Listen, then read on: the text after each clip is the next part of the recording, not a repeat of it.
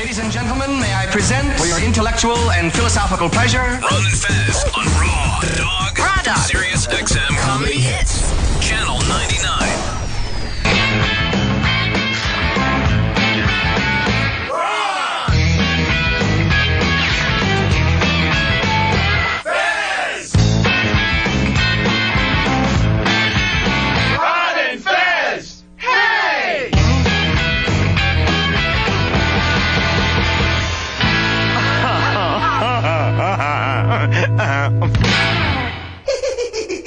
Everybody come see the greatest show. Gather up all juggalos and roll. Everybody come see the greatest show.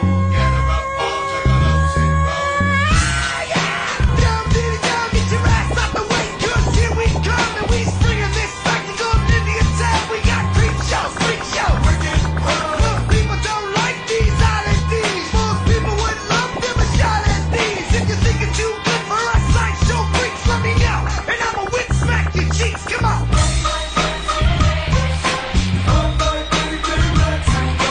All buddies. Fez, did you have your headphones on? Yes, I did. How much of Chris and I bad-mouthing somebody actually went out on the air? I would say 0% because I brought the room down in here immediately as soon as I heard a voice. Boom! I took the room right off.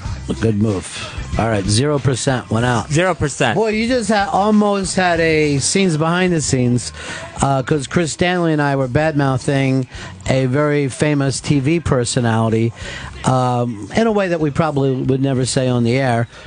And Shelby put the mics on in a kind of a funny, pranked way. Like, I don't keep up with the big Ashton Kutcher stuff, but this was like being pranked. And it was kind of fun, I guess, except for that thing. Now, what Chris did was yelled at Shelby and then ran back and forth from the door to his mic, back to the door, back to his mic. It's odd to be able to do the hidden microphone prank with microphones everywhere. That's what they always say in the business. There's no such thing as an off microphone. But I've never been at any radio show, mine or anyone else's, that during the commercial time you don't badmouth bosses, co-workers, everyone. Every once in a while somebody will get, we wouldn't have gotten fired for what we say here, but every once in a while somebody will get fired because they're making fun of commercials or minorities, thinking that they're in the commercial break, and it's all going out for everybody. All right, it's the Ron and Fez Show, 866-RON-0-FEZ, 866-RON-0-FEZ. Funny man Rich Voss is going to be here right now. He went off to get a coffee with Howard, and we haven't found him back here since. I think the big news, and everybody's talking about it on the iBang.com today, is that FXX, with little fanfare, canceled the show Legit, starring Jim Jeffries, which had a very loyal, and still has a very loyal, intense following. It's a very, very funny show, but FX did such a bad job. Shelby, you're a comedy nerd. Could you believe how poorly they handled taking the show off one network, putting it on the new channel, FXXX, without really explaining it to the audience? Yeah, I watched some of them, but even I wasn't even clear, that it did not perform well on FX. I didn't even know that it had really changed. I watched everything the first season and wasn't sure where they start the second season. Television is crazy. We're talking about Jim Jeffries' show, Rich, getting canceled. Is that canceled? Yeah, it's up in the news now, and no one really was sure how it moved from FX to FXXX. You know what's weird, and I like Jim Jeffries. I like him a lot. And it's sad on the outside, but on the inside, I'm going good.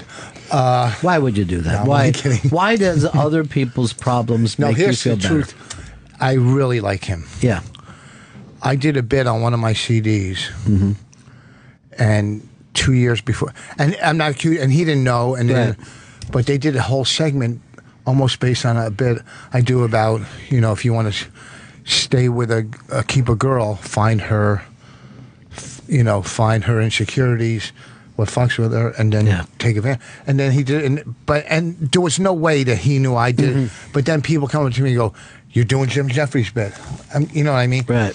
And there's no way, because he's the most original, funny fucking dude. Except in this case. In what case? No, it was these things happen. It was parallel thinking. That's all. It was parallel thinking, and I'm a big fan of his. So there's certain guys you don't want to get canceled. TV networks are so fucked up. Well, now, you know why you don't want a guy like him to get canceled?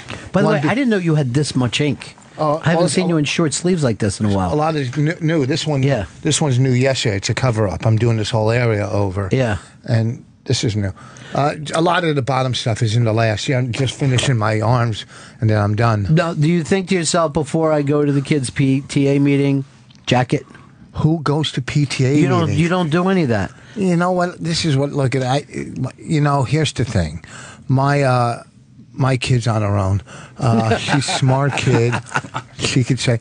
I was up late last night, and I'm flipping around, and that comedians talking with in the middle of the night show. I can't think of the name of it, but it's out on the West Coast. It's, Byron Allen? Yeah, Byron Allen. You call that a comedy show? Your wife was on it. Yeah. Pregnant. Yes. That's how, what a throwback that was. I remember that day she taped with Jimmy Walker. I'll get to that, but let me finish Jim Jeffries real quick. Okay. The reason why it's bad for him to get canceled, because he's a comic. He's an edgy comic. Yeah. He's a comic that's not doing your hey, sitcom, you know what I mean? And he brings something different to the table. Yeah. That opens the door and helps other type of comics like that. Right.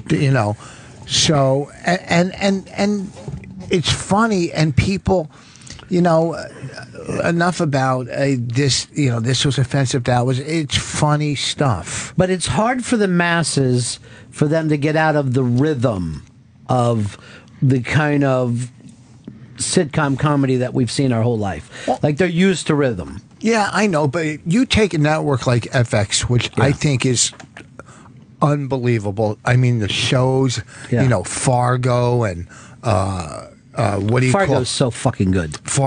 And the one about the spies we watch, it's slipping my mind. Americans or something the like Americans. that. Yeah. They have really good shows. They're bringing it to, same with AMC, they're bringing it to another level where they're making networks and even HBO and Showtime compete with them.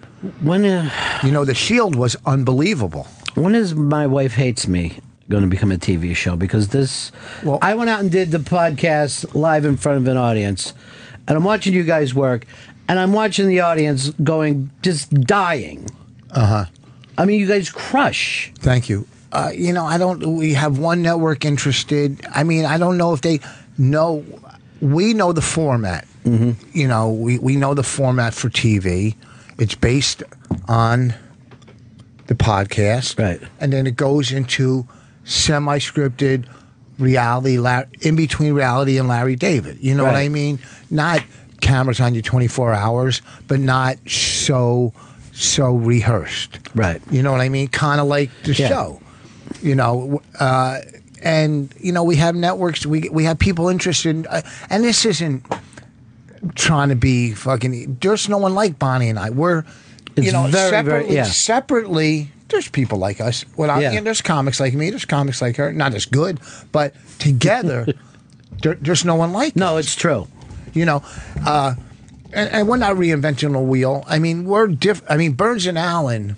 The difference is, she's Burns.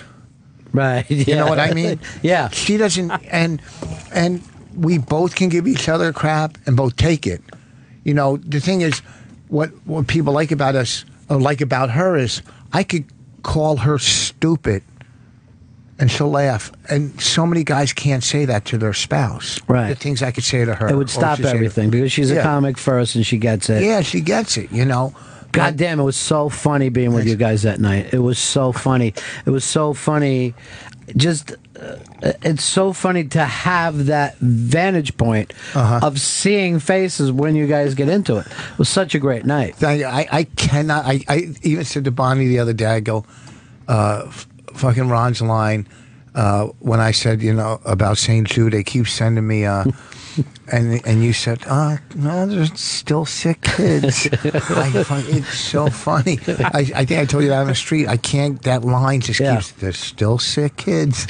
And I still get this. I ran into Rich the other day on my block, and it was such a funny situation. You were coming down the street, and you were all amped up because you spent a day doing a thing. But this was so funny because I had my chick with me and 2 kids and walking the dog at the same time. I look like the most suburban guy in the history of the world. And you were all amped up because you're doing this Chris Rock movie. I thought you were just walking your dog and they were fans. Well, they are. I just, what you try to do is have fans as family. And that's what's great about certain, like, for my life, your life, and in entertainment. Like, this is such a business where you deal with rejection on a daily basis. Yeah. But then when you can leave this horribleness and then at least have a family or have something to go to center you. Well, I said to Opie when I did the Unmasked with them, you married a normal person, meaning that is the biggest compliment I could think of. I don't know whether his chick took it that way. But to be, in Opie's position, surrounded by just madness for decades, right?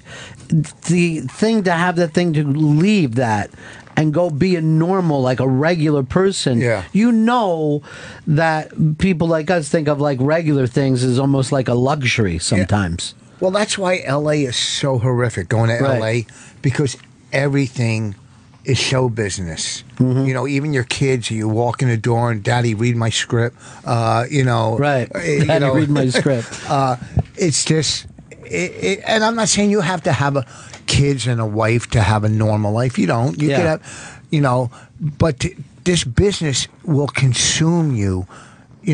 I don't know about the radio because I've never, I just guess, but as a stand-up, it's not, either I'm traveling or I'm trying to get work, or I'm dealing with some kind of bullshit. So much. Now you have to keep your Twitter alive and moving. It's so stupid. The only time I'm not fucking losing it is when I'm on stage, because then I don't have to worry about all the other shit. All the other bullshit. Even when I'm playing golf, I'm getting, fuck, I get I'll see a text or this, that, and I go, and it's just, it's so time consuming. Now there's points in your career, or my career too, where I've made enough money where other people are dealing with everything, but then you're dealing with them. Yeah. You know what I mean? You're dealing with the people who are supposed to take care of your shit, and that's annoying too. Hey, listen, I've had many fucked up stories from agents and managers, and I've had great ones, but in our movie, Todd Glass said, look, there's 5% of industry that are great, just like comedy. There's bad comedy, and there's bad industry, and there's good comedy and good industry, and they get it. But it doesn't matter what level. Listen, I'm doing fucking well, and I'm still stressed. You know what I mean? Sure. Whatever level. I you work with someone like Rock in a movie, and he's thinking, what am I going to do next? Right. And someone like Chris Rock, what am I going to do next? You know what I mean? Yeah. I got to do another hour. I got to do this, because you got to keep staying relevant, Well, I love this podcast, and this time you're doing it. The marriage counselor is going to be the one and only Jim Norton. Yes. You're getting advice for your relationship for a person who's not known for having great relationships. Well, that's one of the reasons I have him, so I could look good this time. Right. You want the anti. You're like, I see what Jim is saying. Let's not do that. Or see, honey, see what you could be with. It is true. See, can you imagine if you rolled over every morning to that? You know what I mean? Right. So, and he's as quick as you are. I mean, you two are probably the quickest like that, and it's just, we want to bring this show, this live show, to get it to we want to start getting, Bonnie's friends with Anthony Bourdain, and get Colin, and I would love Tracy Morgan. All these people would be terrific. Yeah, You know, it's a great idea. You know, and just to do it. And that way it keeps it different every time. You know, you throw in that other person who, whether, you know, I mean, to me, I think the funniest thing is just have the least helpful people you could ever have sitting next to you. I don't want a real marriage counselor. Then who the fuck wants that? That would be awful.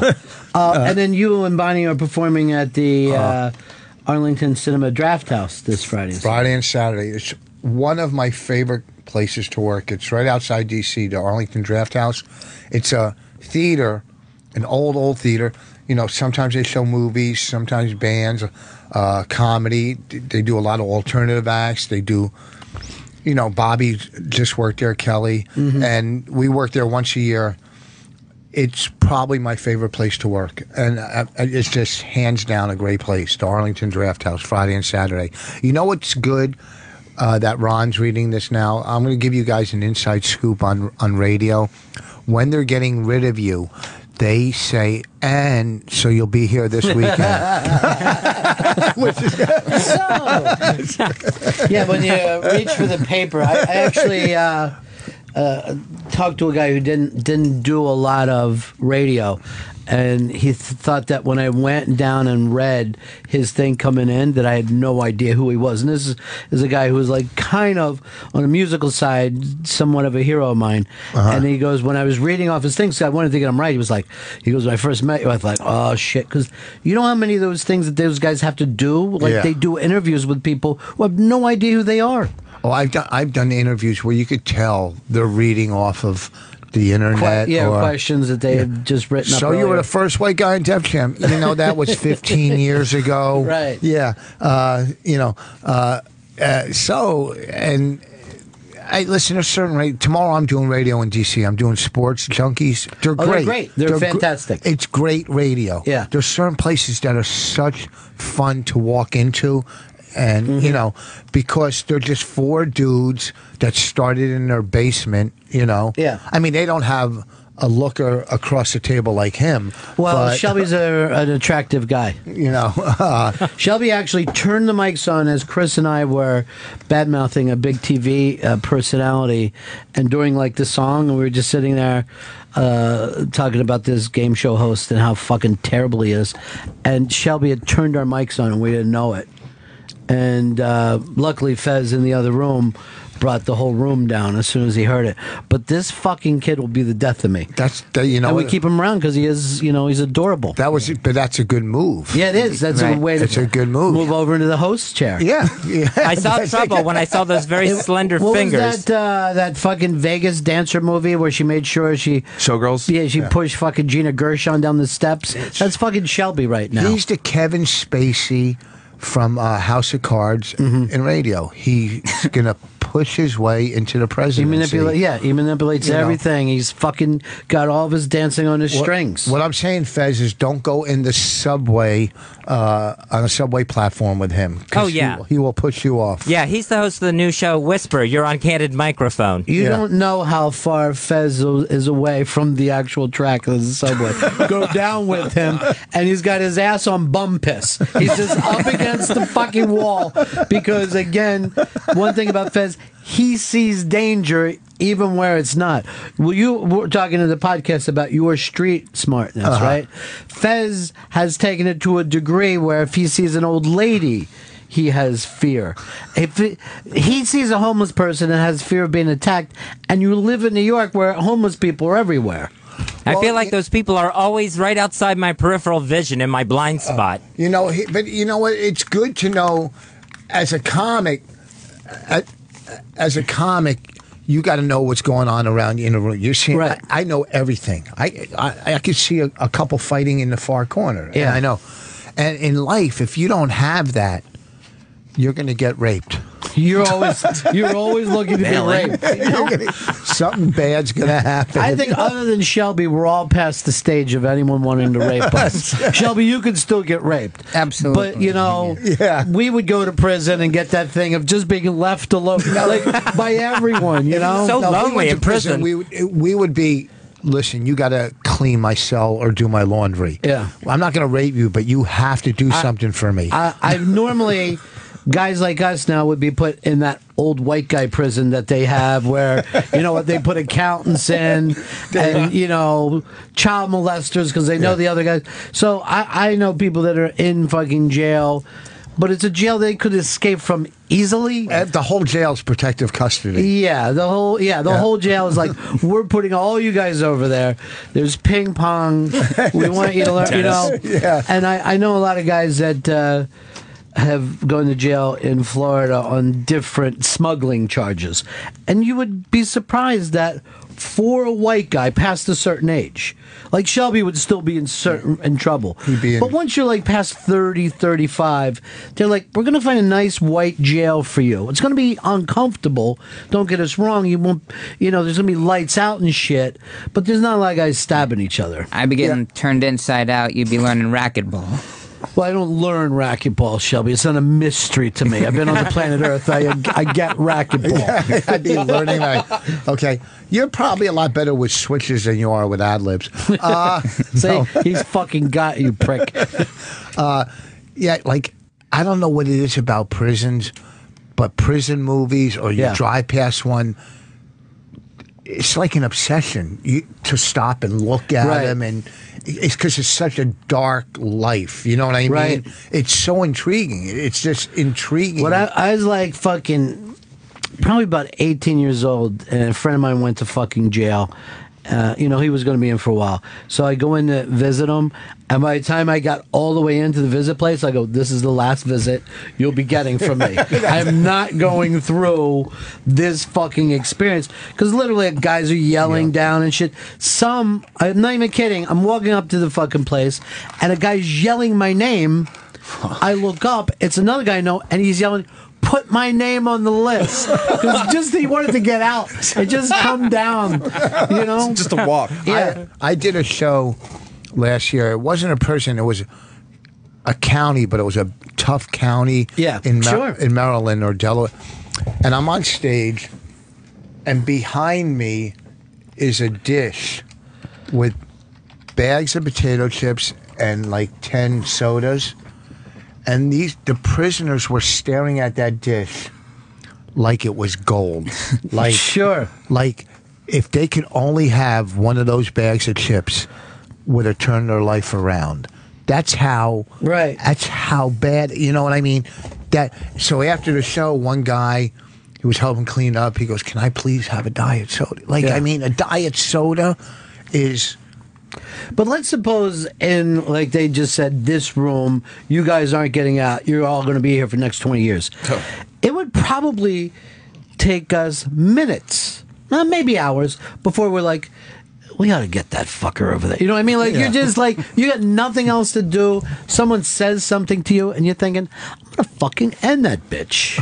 I can't fucking stand it anymore. Because, like, if I'm in, like, a doctor's office and I'm in there too long, I'm starting to think about killing people.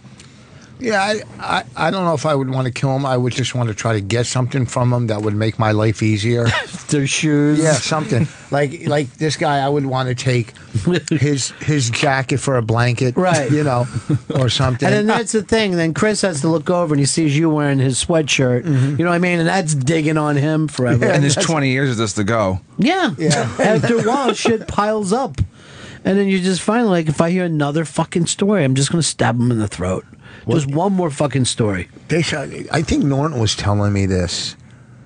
There was a guy in prison, and no one messed with him because every night he would play on his guitar and sing Country Road. They just thought he was in that ear, or they loved it. The song helped them, you know. And late at night before they all went to bed, he would sing Country Road. Yeah. And he had a complete pass in prison because he was the guy that could sing and play that song. And that would see. I used to get a lot of prison mail when I was in Florida doing mornings there, and I would get even shit from guys that were going to get the electric chair, guys that were on death row, because they listened to that little transistor radio. It's all they had. So it would always be the same shit. First of all, guys that are on death row, particularly serial killers, I found, they do weird shit. All of them write on both sides of the paper. They just fill out as much as they can. I guess they have time.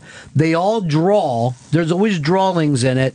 They'll use different colored pens where they do it.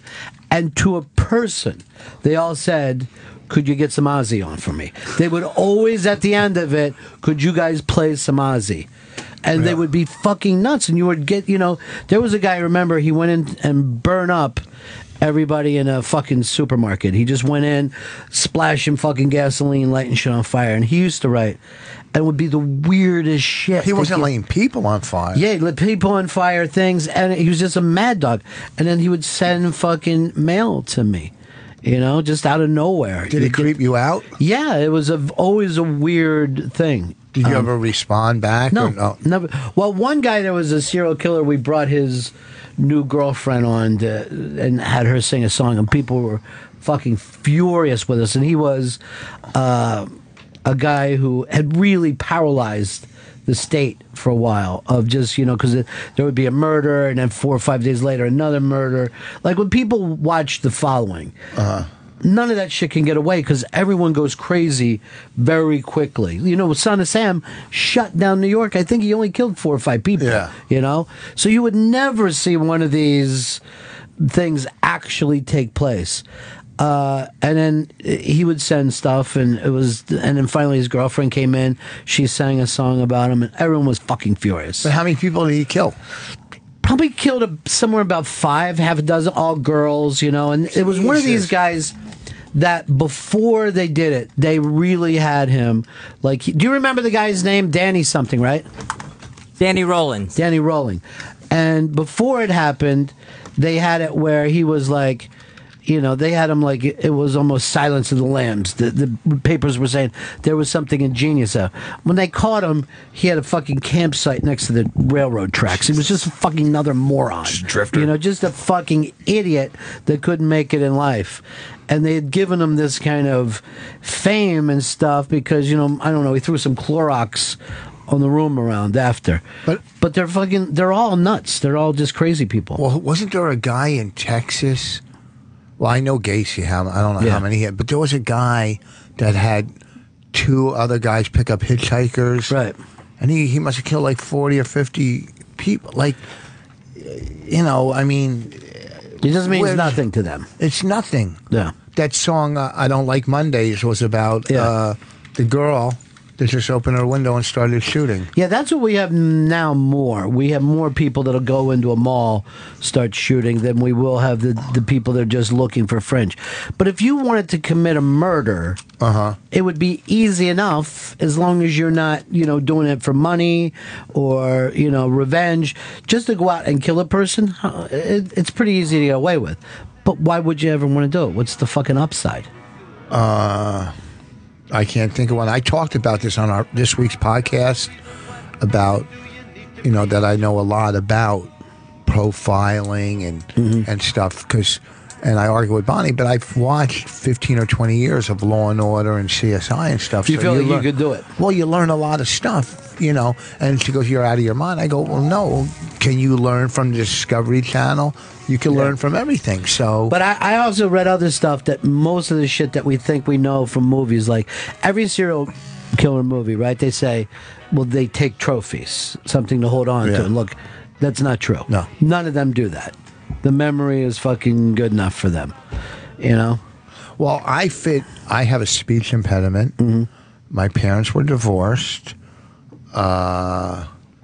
Sexually, I'm inadequate. I fit a lot of the profiles of a serial killer.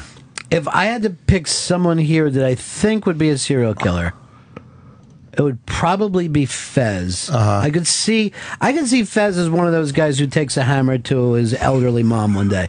And I still don't, because people don't know this about, well, people who listen long enough do. He has maybe the worst temper out of all of us, but it doesn't come out as much as our temper does. They're the scary kind of guys. And he also hates women, and I kind of think wants to be a woman. That's why he hates them. Well, but for me, like as I fit the profile, like I said, but if I see a bug in my house, and Bonnie will kill. You won't be the killer. I'll put it in Tupperware Yeah. and take it outside and set it free. Like I don't like. Do you it's keep weird. the Tupperware afterwards? What's that? Do you keep the Tupperware afterwards? No, I have a dishwasher.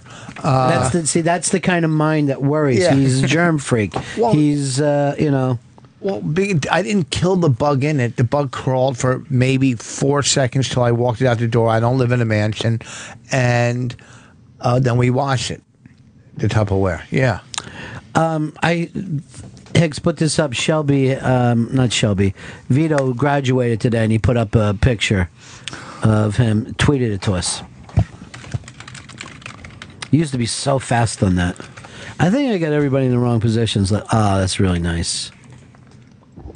Look That's at him. beautiful. Who is that? He's our intern. He graduated from some kind of film school. They're all in red. Oh, if they only knew. Yeah, they don't know that anything. None of them were going to get a job. Well, here's the weird No, thing. it's not. Every kid that we're looking in is more in debt than any of us. They're all in incredible debt. You know, to sit down, they owe like $250,000, but not for a house. This is what I got to ask you. I wanted to bring this up because I was talking to your intern, and I said, you know, you go to school, what year? And she's interning. And my daughter goes to Kane College, and I don't understand this, and I'm not trying to get anybody in trouble. I just don't understand it. She's interning this summer, but she had to pay $1,500 Yes. to intern. Yes. Have you ever heard of this? Yeah, what you do is you pay the school, not us. Yeah, she's they paying pay the the school. so they get credits. It's crazy. She's paying the school, Right. so she could do free work. Right. What? But This is the why? exact opposite of street smart. What the hell? Why is the school making profit on? I never get it. So you've heard it. It's insane. We can't get people to intern unless they do that for insurance purposes. So if someone called us up and they said, "I'm a longtime listener to the show. I'm a open mic comic. I'd like to come in and intern," we'd have to say you have to go to a school and be accredited, and then that goes through HR. It's never even allowed to come through the people that are on the air. Oh, so that's everywhere. So that's It's 100%. Yeah. Oh, I thought her school was just scamming her No. for $1,500. What kind of place is she interning? Oh, at like a gym type. You know, she's Right. going to get into the what do you call field? You know, physical fitness and Yeah. stuff. My other daughter interned 2 summers at Nike. And then one at like Juicy Couture, and she graduated early in December, and she's already working at Macy's as like a Fashion assistant thing? buyer and Yeah. stuff. You know, they're two different, Right. but they're both good. You know, they both went to college. You know, so I'm very excited for both of them. She got that job right out of school. That's tough today. You know. That's a tough thing to pull off. You know, in Manhattan. So hopefully she'll work somewhere where I buy clothes. I mean, I buy them at Bloomingdale's, and Macy's owns Bloomingdale's. You know, this is riveting radio. No, it is. We're pulling the curtain back. Yeah. And we're saying Rich Voss, the father. Rich Voss, the thinker. This weekend, Yes. you'll be able to go see Voss and Bonnie at the Arlington Cinema Draft House. They're home away from home. Friday and Saturday. You guys doing stand-up there? Or Yeah, stand-up. And then the podcast will be done live at the Village Underground, which is a really cool spot. David Tell does his TV show out of there. And Jim Norton will be the celebrity guest marriage counselor, and that's going to be beyond interesting. You can get your tickets at comedyseller.com. And it's a fun show. Come out. We have a comic, Dave Smith, is going to do warm-up. He's going to do like 10 minutes up front. Bonnie and I are going to do stand-up on this one. And then we'll have him do some comedy, and then we'll come out and figure this thing out. Is Robert Kelly producing the show? Yeah, he's our producer. I brought this up to him. That was one of probably the best produced shows I've ever been a part of. Everything ran like clockwork. The music was there. The room looked great. The crowd was excellent. It was really, really a professional night. Well, you guys and Opie and Anthony have a good comedy audience following. They know comedy. They know it. Like my wife this weekend did a women's festival in Boston, and she was Sunday on the Mother's Day show, and the audience It's not a comedy. They were like, "Hey, we're away from our Right. our husband and kids," you know. So Yeah. there were lady comics going up, going, "Hey, fuck our husbands," and the ladies going, "Woo!" And then my wife going up and doing her, you know, "I want to kill a hooker today," Right. you know. And my wife opened. This is when she opens up with this show. She goes, "You ever see those Mother Day?" Those pictures where the husband's holding the baby and giving his wife flowers on Mother's Day and this and that. Mm-hmm. He's fucking someone else. She's so funny. That's her opening note to the rah-rah. But when you get, you know, O&A and Ron Fez, they know comedy. You know, you bring up Jim Jeffries and half of them are going, "Oh, that sucks," because he's a funny cat. You know what I mean? They know. You bring up Doug Stanhope. These people know who Doug Stanhope is. Yeah. You know, a funny fucking dude. So, anyhow, come out to the Arlington Draft House. I'm telling you, it's going to be a great show. Bonnie doesn't go on the road that much. She's brilliant, you know, and I don't fail. No, he never fails. Great act. You know, we were saying that night. You were saying you're always on Bonnie's side, and I told you she has that thing where you try to get her to like you. People are always going to pick her over you because there's an extra thing about her. I don't even know what it is. You know what it is? Because she is almost a dude. Right. Like she'll be warm for a moment and then cold for a moment. And you're like, oh, I got to get the warm back. Yeah, there's something about, like, if you know her, I mean, she rubs people the wrong way like I do. Like, you know, she walked in to this festival and someone goes, "Can I help you?" And she goes, "Where's the green room?" And the guy goes, "Are you a comic?" And she says, Do regular people ask for a green room? Okay.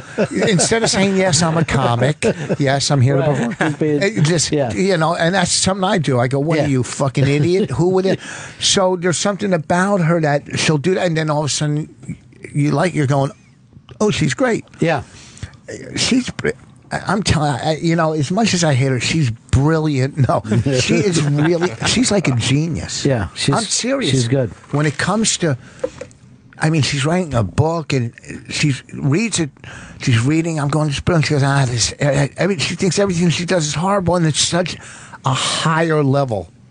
Well, you read that Sammy Davis book. You brought that up. So, you know, you got your own background. You have a literary background yourself.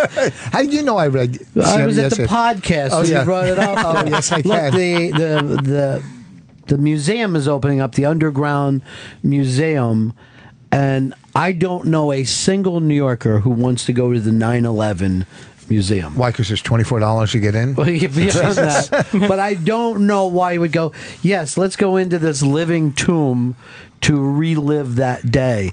This thing, I don't know. I'm sure everybody has the best thing, but to do this as a tourist thing for me, it just... The Post had a giant pictorial of like 10 pages long of all the pictures of what's inside there. It was terrible. You don't want, you would never want to be down there.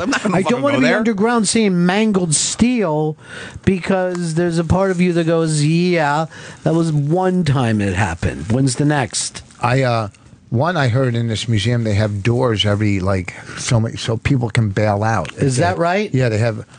I have, and I don't have it hung. It's put away and stored because it's kind of creepy. I have a piece of paper that blew out of the World Trade Center. Yeah. And you could see the edges is burnt, and it says 84th floor World Trade Center. You know, and it just blew. And someone gave it to me, and I kept it. But it's even that is too fucking creepy for me to put out in my house. I have it, but it's stored away. It's just, you know, you don't forget, obviously, and you don't give these people a pass and let them build their own mosque down there and do that. I mean, unless you're a real liberal, I'm not conservative. But it's, you don't forget, it's just, it's hard to be reminded. Listen, I watched the other night 12 Years a Slave. It gives you a whole new perspective on slavery. Pre this, you liked slavery before you saw this film? No, but I mean, I think that museum's free. What I'm saying is, as a Jew, you go, well, look, we've had our struggle, you know, but there was, that's probably the most horrific thing that you can imagine. I mean, there's slavery throughout the world, you know, throughout time. but it's just you go, you were slaves, let it go. No, you know what I mean? It destroyed a whole race of people generations down.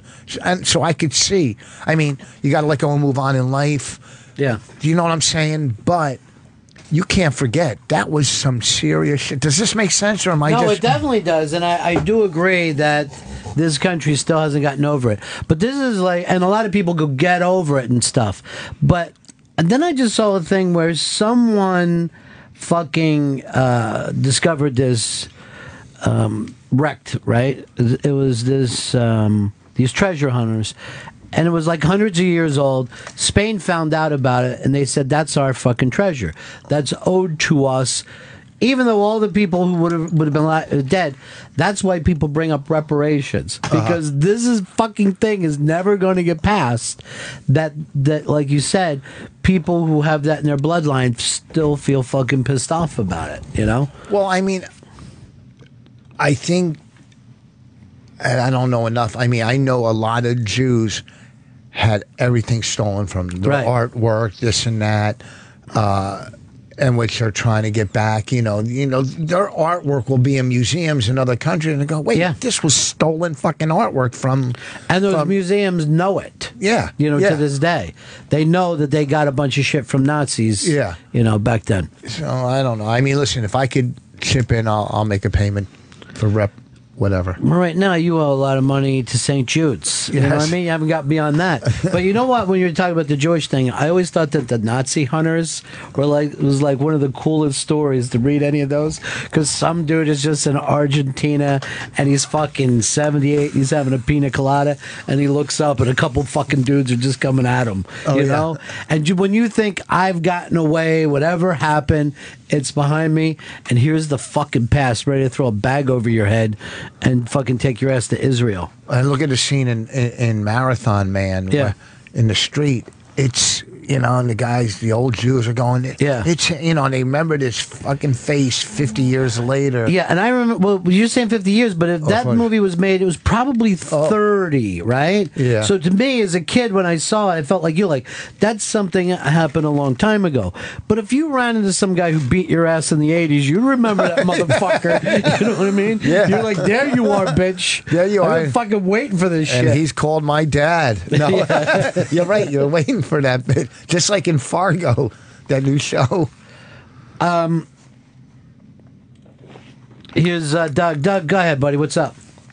Yeah, I'd like to just compliment you. I listen to O&A, and Rich is on there right much, but I've never heard him so relaxed and just the flow, the way you interview him. I really appreciate that. And could I ask Pepper one quick question? Go ahead.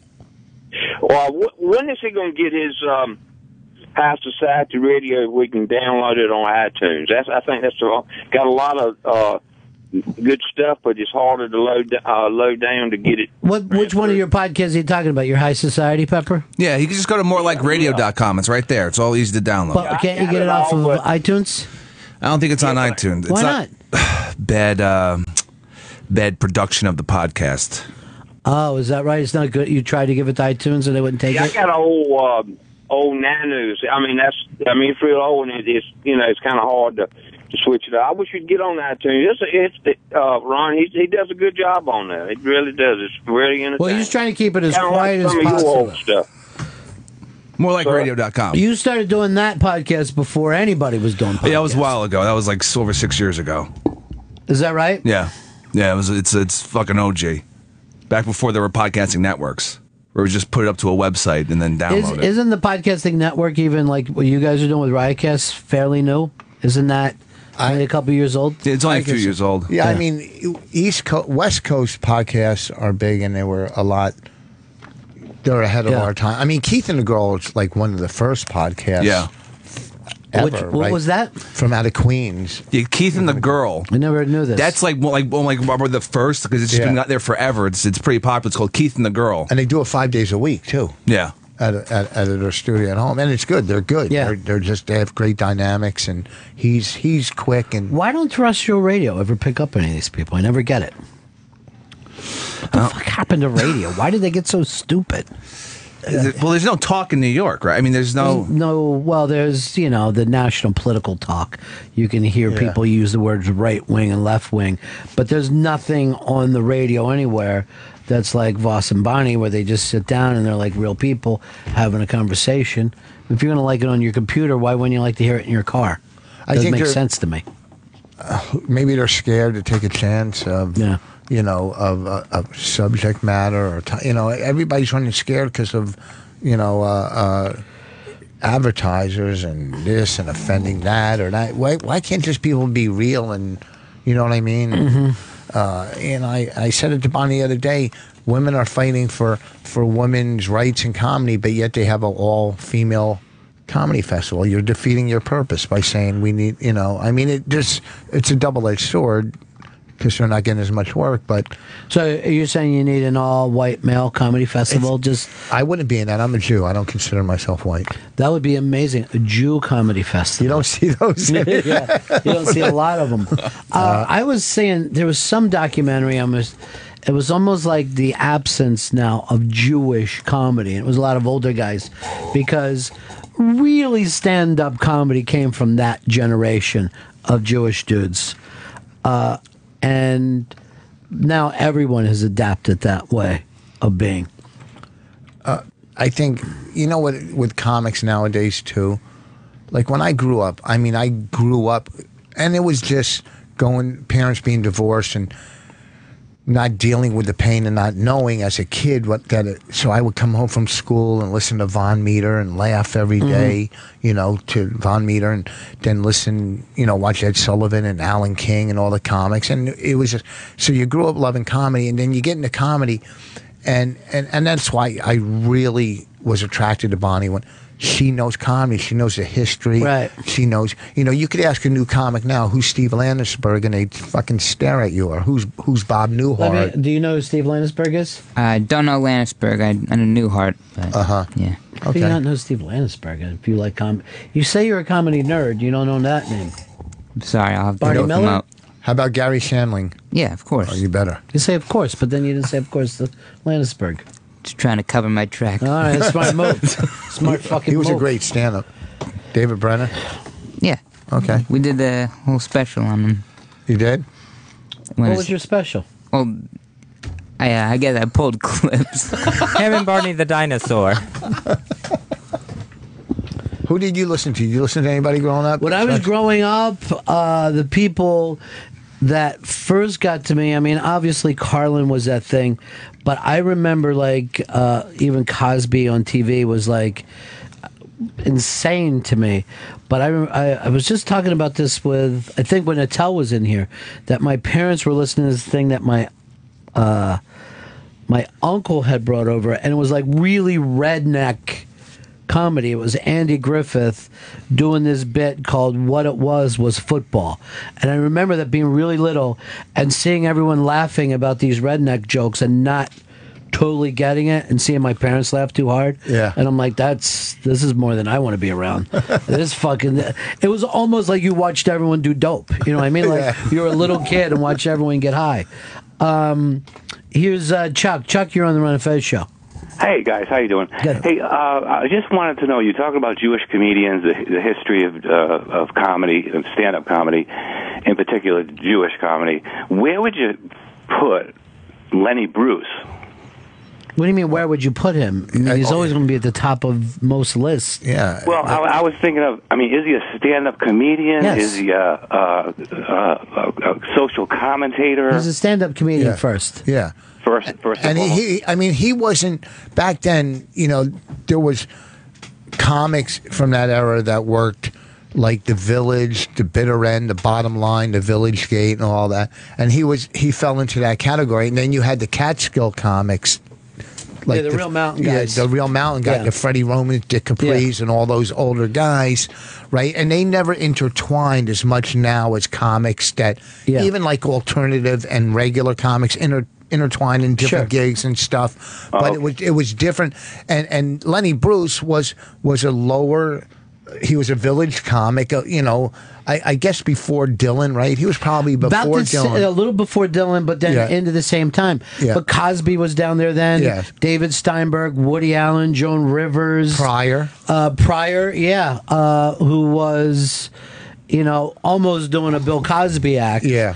There was a lot of great comics, but they used to work in and out of those folk guys, which I think is always kind of a cool format. Well, so do I. It's the variety show, right? With real talent. I mean, look at Ed Sullivan. I mean, how big was Ed Sullivan?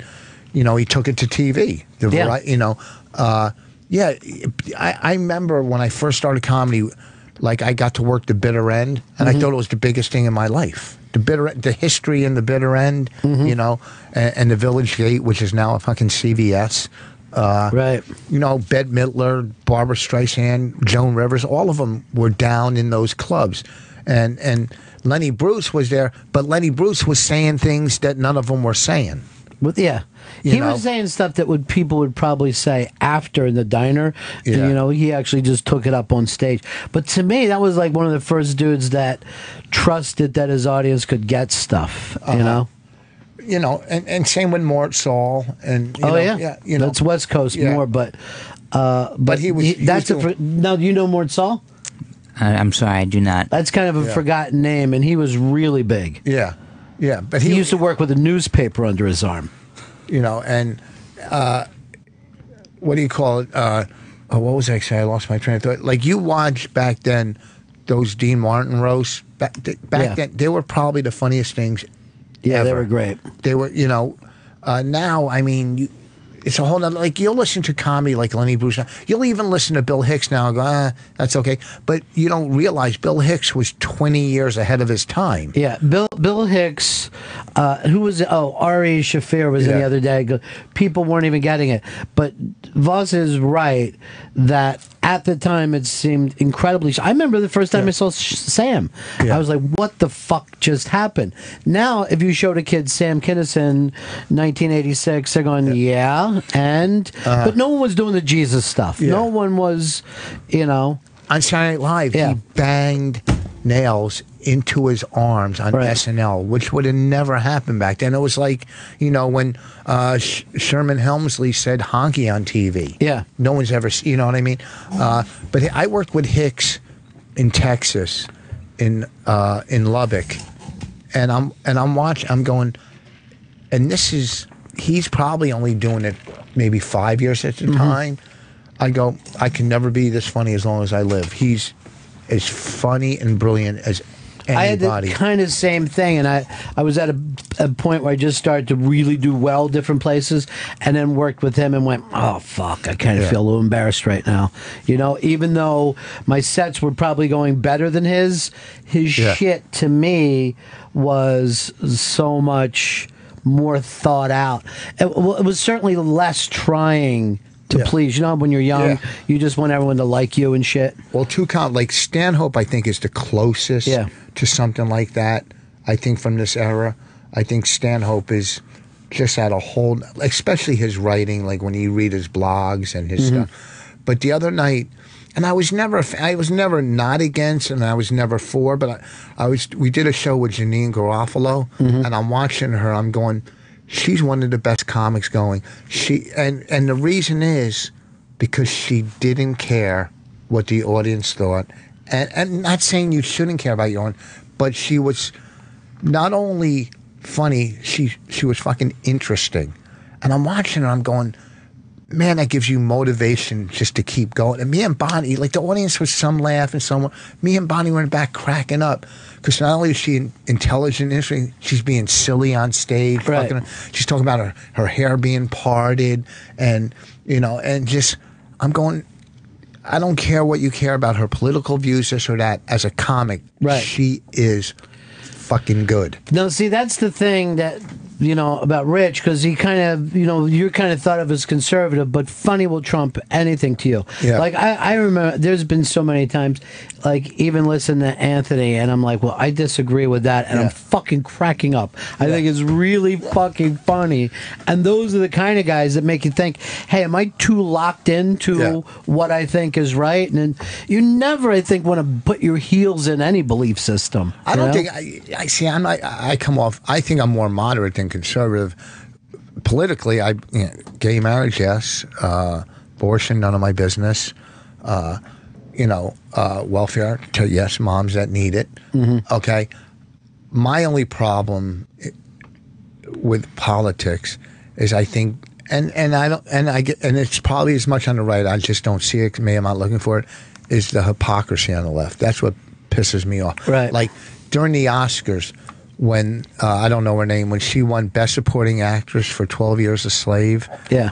They stood up and clapped like she really was a slave. Right. They were clapping like she went to Harvard, okay? Acting school. And we're doing the same thing with the Michael Sam, like, aren't we great? We're letting a gay play football. Yeah. Gays have played fucking football before, you idiots. They just have never said they were gay. I said that to my wife. You don't think coaches knew their players were gay? They just didn't commercialize and whatever the word is, sensationalize it. Okay, so some guy kisses his boyfriend after he's drafted. Okay, you know how many people kiss after and they're making what they're doing is they're trying to get a reaction, but when they get the reaction from the people they don't want to hear, then they're going to try to destroy those people for their reaction. Right. So they want a reaction, but only the reaction that they agree with. Do you see what I'm saying? I get it 100%. They want everybody to feel these things that, like, maybe a guy like you, particularly growing up here, you just let people be. You know what I mean? Which is way better than being supportive. You know what I mean? Just fuck it. You live and let live. You are what you are. I mean, I remember I was a young kid and I was with my father. He lived in New York, and I saw two gay guys kiss, and I go, and he'd say, and he told me. So of course I wanted to try it. And then, it's worked out for you. It's worked out for you and Barney. Yeah. She gets extra boyfriends. But you know what? It is just you're trying to get a story. Yeah. And you're trying to get. You really want the people that are against it to come out so you could have another story and another story to follow up on. Right. And it's just ridiculous. And they're an interracial couple, right? Yeah, that's what people should be mad at. Right, that's the angry part. That's how far we've come. Me. That's why I think I'm further along. Okay, it's not that they're gay; they're race traitors. Here's the thing: there's a lot of other black gays he could be dating. I know, but that's not good enough for him because he wants his dick to look bigger. Yes, he just. So if you're going to be mad at the right thing. But I guess I'm moderate. I agree and disagree with everybody. They all sicken me. It's either, I don't like Walmart better than Target for some things I do, some I don't. Some I go to Target, some I go to Walmart. Last Comic Standing's coming back this year. You going to be watching? Or? Oh, of course, yeah. I think hopefully it'll rejuvenate a little heat with me from the original season. And I like Wanda and JB. I love who's the host. Great. He worked on Chris's movie. Just the greatest guy. Yeah, I knew him when he started. We all started in those. I mean, I was already doing comedy on the Blacks, and he was he's hands down one of the nicest guys. So of course we're gonna watch it. I mean, we're gonna sit in bed, Bonnie and I, watching and just going ugh the whole night. Ugh. Yeah. And hopefully this is what's different about comedy. And this is why Simon Cowell was great. He was honest. And he would tell you what you did, why you were not going to make it, or why you can make it. Or he knew the music business. Okay, so Roseanne, Keenan, and Russell, who are the judges, hopefully they'll tell the truth. Right. Because when I watch it, when Geraldo Andy Kindler and Natasha were judges, they never said anything bad. They never said, hey, that's hack or that's this. It was always, you know what I mean? And it's tough to be in that position. It's not going to be tough for Keenan, Roseanne, and because they're at another level. They've already got theirs. They're at see, Andy, Geraldo, and Natasha we're still in the circle with those comics. So it's really hard for you to say to a comic that you're going to work with maybe in 2 weeks, hey, that stinks and that's hack. Yeah. So they couldn't be honest. So hopefully this year they could be honest. And go, what I think is funny about it is I think Roseanne has almost ignored comedy for 20 years. You know what I mean? Like, once she became such a huge star with that sitcom, I don't think she ever walked into another club again. So this will be interesting to see her point of view. And she is kind of a blunt person. Yeah. You know? Well, I know Keenan's been on tour. Yeah. You know, and Russell's been on tour forever. Yeah. You're right, Roseanne. It's weird. A lot of comics, they don't get to go back on stage. I mean, Seinfeld, he didn't get to go back on stage really till after his sitcom. Yeah. I guess it's It got too consuming weird. so much of their life. And also it's too, like Murphy can't go on stage. Because here's what I think. If Murphy went on stage, he would have to work out new stuff to get it good. And it's too hard to do. And It's too hard to do. Well, it's not that. People are going to film him working out stuff, and it's not going to be complete yet. And it's going to be all over YouTube. Look at Murphy bombing, but he's not bombing. He's working coming it up. out. Yeah. He's working it out. So where does a guy like Eddie Murphy go to work out new material? You know what I mean? He's too it doesn't big. happen anymore. You know? All right. Thanks so much for being in Thanks. here, dude. You're I always love it. fucking great to Thanks. stop by. Rich Voss and Buddy McFarland. My Wife Hates Me podcast. Next live show, Tuesday, May 20th at the Village Underground. These are really special, fun shows. The wonderful Jim Norton will be there to help as the celebrity guest marriage counselor. And then Voss and Bunny are at the Arlington Cinema Draft House this Friday and Saturday. ArlingtonCinemaDraftHouse.com. Thanks so much for stopping by, buddy. This is great. And I'll see you next time. Cool. That was great. Ladies and gentlemen, I'd like to introduce Ron and Fez.